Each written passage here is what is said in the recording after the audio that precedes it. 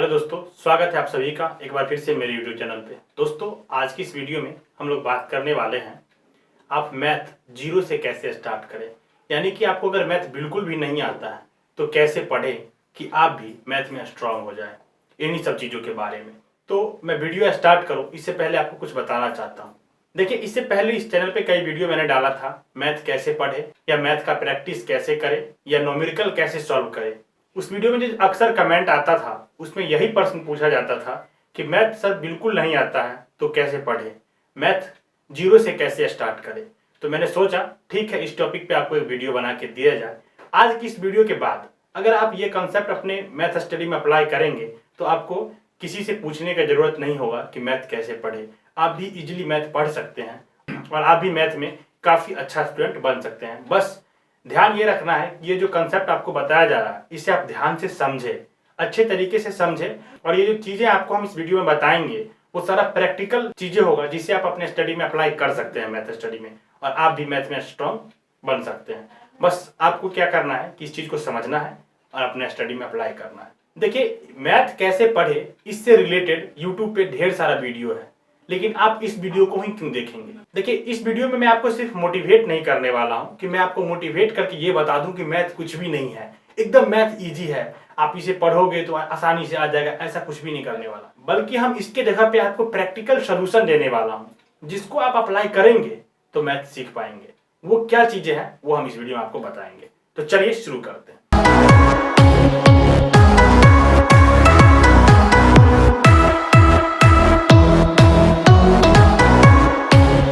देखिए दोस्तों, मैथ कैसे स्टडी करना है इसे बताने से पहले मैं थोड़ा आपको मैथ के बारे में बताता हूँ। देखिए, मैथ एक साइंटिफिक सब्जेक्ट है जिसका पढ़ने का तरीका भी साइंटिफिक है। अगर आप इसे अन्य सब्जेक्ट की तरह लेते हो, उस तरीके से पढ़ना शुरू कर देते हो जैसे और सब्जेक्ट आप पढ़ रहे हो, घिसे पीटे तरीके से पढ़ रहे हो, तो आपको मैथ हार्ड लगेगा। मैथ किसी को हार्ड नहीं लगता, मैथ पढ़ने का तरीका गलत होता है जिसके कारण आपको हार्ड लगता है। आपका नजरिया किस डायरेक्शन में जा रहा है उस पर डिपेंड करेगा, आप इसको लेते कैसे हैं। अगर मैथ को मैथ के नजरिए से देखेंगे तो आप इजीली इसे सॉल्व कर पाइएगा। अगर मैथ को आप हार्ड नजरिए से देख रहे हैं और सब्जेक्ट के नजरिए से देख रहे हैं, इसे आप किसी दूसरे सब्जेक्ट की तरह ट्रीट करते हैं, तो इसीलिए ये आपको हार्ड लगता है। तो चलिए हम बताते हैं आपको करना क्या है। इस वीडियो में आपको 3 टिप्स दूंगा जिसे आप मैथ स्टडी में अप्लाई करेंगे तो इजीली आप मैथ में स्ट्रांग हो जाइएगा। देखिए, टिप नंबर 1 है क्लियर बेसिक कंसेप्ट।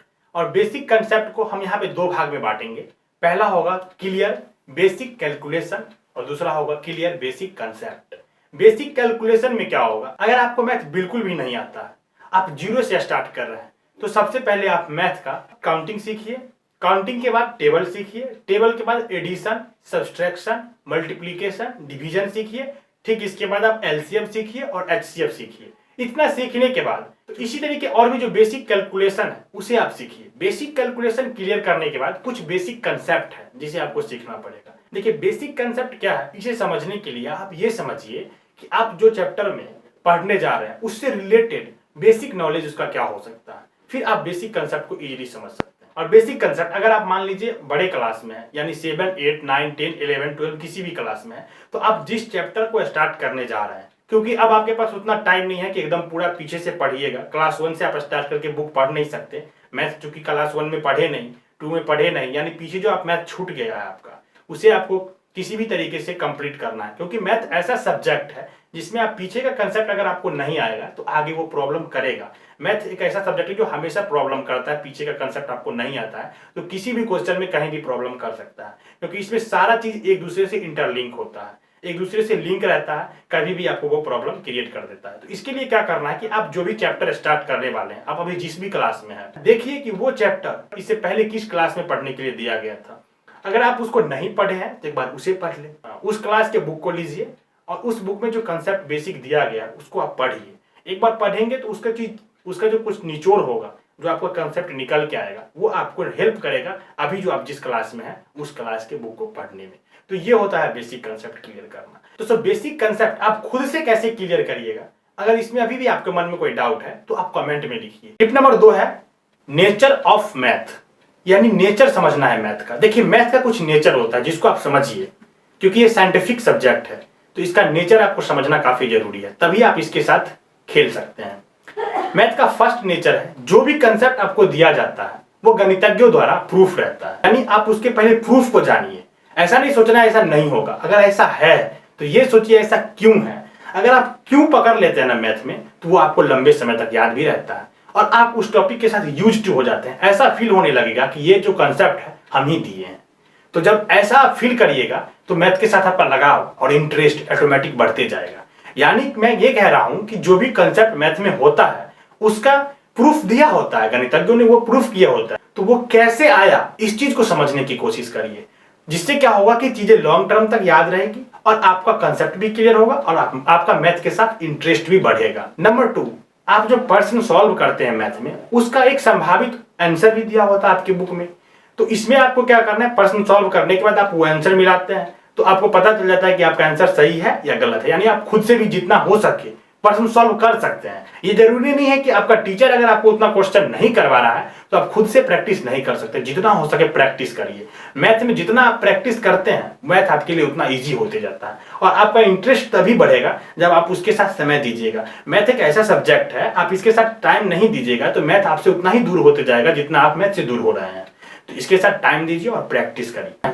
मैथ का एक और नेचर ये है कि मैथ का रूल दुनिया में कहीं भी आप जाइएगा सभी जगह क्या है, समान है। यानी आपका प्रश्न अगर सही है तो वो सभी जगह सही होगा, अगर गलत है तो वो सभी के लिए गलत होगा। इसका कहने का मेरा तात्पर्य यहाँ पे ये है, जैसे मान लीजिए बोर्ड मास का ही क्वेश्चन आप सॉल्व कर रहे हैं तो आपका मित्र भी जो बोर्ड मास का क्वेश्चन सॉल्व करेगा ना उसका और आपका में ज्यादा डिफरेंस नहीं होगा। बस डिफरेंट यही होगा कि वो हो सकता है किसी कैलकुलेशन को एक स्टेप 2 स्टेप पहले कैलकुलेट करके एक साथ कैलकुलेट कर दिया होगा वो उनके ब्रेन में, लेकिन वो स्टेप हुआ होगा। स्टेप तो टोटल फॉलो करना ही पड़ता है और आपने उसको हो सकता है कॉपी पे हर बार स्टेप वाइज लिख के किए होंगे, लेकिन रूल जो बोर्ड मास का है वो उनके लिए भी वही है और आपके लिए भी वही है। तो इस चीज को आप भी ध्यान रखें। देखिए मैथ का एक और नेचर क्या है कि आप मैथ में जब भी कोई क्वेश्चन पढ़ते हैं ना तो उसको जब सॉल्व करना स्टार्ट करते हैं उससे पहले वो आपके माइंड में एक रोड मैप तैयार करता है कि इस क्वेश्चन का सोल्यूशन यह होगा।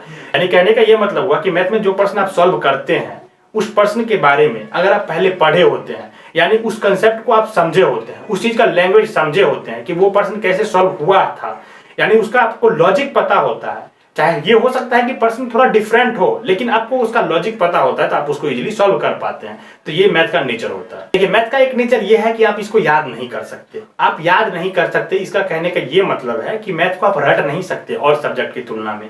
क्या आप कभी देखे हैं किसी स्टूडेंट को मैथ का बुक लेके बैठ गया हो, याद कर रहा हो कि कैलकुलेशन का ये आंसर होगा? कभी संभव नहीं है। यानी मैथ को याद नहीं किया जा सकता, मैथ को प्रैक्टिस कर सकते हैं और प्रैक्टिस भी बिना पेन और पेपर पे नहीं किया जा सकता।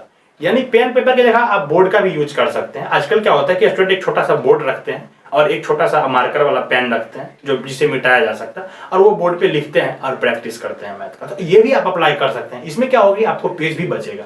लेकिन अब ये सोच रहे हैं कि मैथ का रिवीजन हम इस तरीके से कर ले कि बुक कॉपी में जो आप बनाए हैं क्वेश्चन या बुक में जो क्वेश्चन उसको देख ले और माइंड में सोच ले ऐसे ऐसे करके, हाँ ये प्रश्न ऐसे ऐसे सॉल्व हुआ है और ऐसे आप प्रैक्टिस कर ले, तो हमें नहीं लगता ये प्रैक्टिकल सॉल्यूशन है और मुझे भी बिल्कुल भी नहीं लगता कि इस तरीके से आप कर पाएंगे, क्योंकि ये तरीका ही नहीं है मैथ पढ़ने का। मैथ पढ़ने का मतलब है कि हमेशा आपके पास पेन होना चाहिए और आपको सॉल्यूशन करना पड़ेगा। मतलब हर बार खुद से सॉल्यूशन करके देखिए, तब जाके आप मैथ में स्ट्रांग फील करिएगा और आपका प्रैक्टिस जितना होगा मैथ में, आपका ब्रेन में सोचने की क्षमता उतना बढ़ेगी। तो आप पहले मैथ में क्या करें, जितना हो सके प्रैक्टिस करें। फिर आपका प्रैक्टिस जितना स्ट्रांग होगा ना, मैथ में आपका कैलकुलेशन भी स्ट्रांग होते जाएगा, लॉजिक भी स्ट्रांग होते जाएगा। फिर आप मैथ में खुद को स्ट्रांग ऑटोमेटिक आप स्ट्रांग महसूस करने लगिएगा। तो मैथ में प्रैक्टिस करिए, आप इसको याद नहीं कर सकते। देखिए मैथ का एक और नेचर है कि फार्मूला जो आप याद करते हैं उसको भी अगर आप प्रैक्टिस करके प्रैक्टिस में यूज कर करके याद कीजिए, मतलब क्वेश्चन के साथ प्रैक्टिस कीजिए, उस फार्मूला पे प्रैक्टिस कीजिए, उस फार्मूला पे बेस्ड क्वेश्चन सॉल्व कीजिए, तो ज्यादा याद होगा और लंबे समय तक याद होगा। कहने का यह मतलब है कि इसके फार्मूला को भी और सब्जेक्ट की तरह मत याद कीजिए कि बैठ गए एक साथ सारा फार्मूला लेकर और रटना शुरू कर दिया, आप नहीं कर पाइएगा। इसमें आपका इंटरेस्ट कम जाएगा। आपको क्या करना है कि फार्मूला जो भी होगा उसे आप लिखें, एक नोटबुक में लिखें जरूर, लेकिन लिखने के बाद थोड़ा सा पढ़ ले टेम्पोररी याद करने के लिए। 5-6 बार पढ़ लिए, टेम्पोररी आपका याद हो गया। अब क्या करें कि उस फार्मूला पे बेस्ड जो क्वेश्चन है उसको सॉल्व करें और वहां पे अप्लाई करें। देखिए कि आप बिना देखे फार्मूला क्या लिख पा रहे हैं और उस फार्मूला को सही लिख रहे हैं। अगर अप्लाई करते हैं और अगर सही लिखते हैं तो धीरे धीरे ये प्रैक्टिस करते करते आप प्रैक्टिस के द्वारा फार्मूला भी याद कर लीजिएगा और फार्मूला आपको तब लंबे समय तक याद रहेगा। कहने का मतलब ये हुआ कि फार्मूला को भी आप प्रैक्टिस के साथ याद करिए तो ये फॉर्मूला आपको लंबे समय तक याद रहेगा। मैथ में होता क्या है, यानी मैथ का जो आप बुक पढ़ते हैं उसमें आपको क्या क्या देखने के लिए मिलता है। पहले कोई भी कंसेप्ट होता है उसके बारे में लिखा होता है, अगर उसके बेस्ड पे कुछ प्रूफ होता है तो वो प्रूफ करके दिया होता है, फिर उसका जो बेसिक कंसेप्ट है उन सब चीजों को पहले लिख दिया जाता है, फिर उस कंसेप्ट पे बेस्ड कुछ एग्जांपल करवा दिया जाता है। अब जो एग्जांपल और वो कंसेप्ट आप पढ़े हैं उस पे बेस्ड एक्सरसाइज होता है। यानी कहने का मतलब है टोटल चीज तो आपको करके दिया जा रहा है, फिर भी आप कहते हैं कि मैथ नहीं सॉल्व हो रहा है।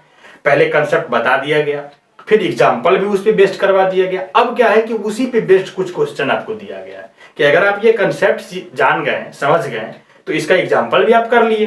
तो अब भाई एग्जाम्पल और कंसेप्ट आप कर लिए हैं तो कुछ अलग क्वेश्चन करके दिखाइए जिसके साथ डेटा कुछ चेंज कर दिया जाता है, कुछ उसका लैंग्वेज चेंज कर दिया जाता है, फिर भी आप कहते नहीं हो रहा।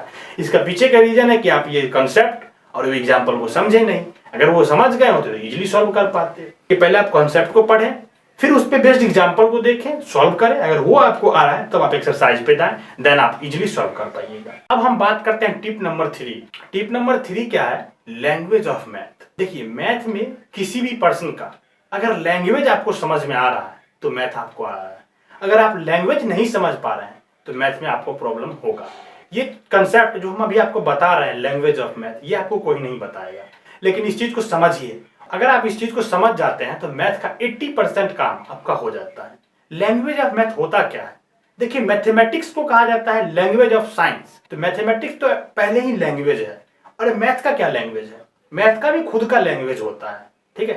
तो मैथ का जो खुद का लैंग्वेज होता है वो कैसे आप समझेंगे? वो तब समझेंगे जब आप मैथ को पढ़ेंगे। यानी कि मैथ का लैंग्वेज समझने के लिए आपको मैथ के साथ क्या पढ़ना पड़ेगा? यूज टू होना पड़ेगा। अब मैथ के साथ अब यूज टू कैसे होइएगा? उसके लिए आपको मैथ पढ़ना पड़ेगा कि मैथ के लैंग्वेज पर जैसे जैसे आपका पकड़ होते जाएगा वैसे वैसे मैथ क्या होगा कि आपको इजी लगने लगेगा। अब लैंग्वेज मैथ क्या होता है इसे हम आपको एग्जांपल के द्वारा समझाते हैं। इसे देखिए एग्जांपल के रूप में यहाँ पे हम एक क्वेश्चन लिए हैं जिसके जरिए हम ये समझने की कोशिश करेंगे कि मैथ का लैंग्वेज क्या होता है और आप इसे कैसे समझ सकते हैं। देखिए यहाँ पे प्रश्न में कह रहा है कि 2 अंकों की एक संख्या एवं उसके अंकों को उलटने पर बनी संख्या। यानी कि कोई भी संख्या क्या है? 2 अंक का है और उसके अंक को उलट दिया गया है। यानी 2 अंक की कोई संख्या लिखिएगा तो इकाई और दहाई स्थान पे 2 डिजिट आएंगे, जो एक डिजिट इकाई स्थान पे होगा और एक डिजिट दहाई स्थान पे होगा। तो इनका कहने का मतलब है कि पहले तो इकाई और दहाई स्थान पे जैसे लिखा गया था उसको चेंज कर दिया गया। अब जो दहाई के स्थान पे था उसको इकाई के स्थान पे कर दिया गया और जो इकाई के स्थान पे था उसको दहाई के स्थान पर कर दिया गया। तब उनको जोड़ा गया है तो योग कितना आया? 66 आया। अब कहते हैं आगे, यदि संख्या के अंकों का अंतर 2 है तो संख्या ज्ञात कीजिए। यानी संख्या के अंकों का अंतर कहने का मतलब है कि जो संख्या होगा, मान लीजिए जो भी हम इकाई और दहाई पे संख्या लिए होंगे उन दोनों को आपस में सब्सट्रैक्ट किया जाएगा तो अंकों का अंतर जो उनका बचेगा वो 2 होगा। तो घटाने के बाद क्या आना चाहिए? 2। तो संख्या ज्ञात कीजिए, ऐसी संख्या कितनी है। देखिए अगर आप इस क्वेश्चन को इस तरीके से समझ लेते हैं और अपने माइंड में एक रोड मैप तैयार कर लेते हैं कि क्वेश्चन क्या कह रहा है, तो आप इजीली इसका इक्वेशन बना सकते हैं और इजीली इस प्रश्न को सॉल्व कर सकते हैं। तो इसीलिए हम आपको कहते हैं कि मैथ का जो लैंग्वेज होता है उसे समझना ज़रूरी होता है। जब तक आप मैथ का लैंग्वेज नहीं पकड़ पाते हैं कि क्वेश्चन कह क्या रहा है तो आप इसे आसानी से सॉल्व नहीं कर पाते हैं। देखिए दोस्तों, अगर आप ये सारा कंसेप्ट समझ गए तो आप अपने स्टडी में इसको अप्लाई करिए। कोई भी प्रॉब्लम आए आप नीचे कमेंट में आके लिखिए। अगर आप चाहते हैं कि इन सभी टिप्स पे मैं आपको डिटेल में वीडियो बना के दूं कि आपको इसको कैसे अप्लाई करना है अपने मैथ स्टडी पे और क्या क्या प्रॉब्लम आएंगी जिसे कैसे सॉल्व करना है, तो आप कमेंट में लिखिएगा। हो सकता है तो हम इस सभी टॉपिक का डिटेल में वीडियो आपको देंगे। और वीडियो कैसा लगा कमेंट में बताइएगा। अगर वीडियो अच्छा लगा हो तो लाइक कीजिएगा, वीडियो अच्छा ना लगा हो तो डिसलाइक कीजिएगा। और इस तरीके के और वीडियो के लिए चैनल को सब्सक्राइब कीजिएगा। धन्यवाद।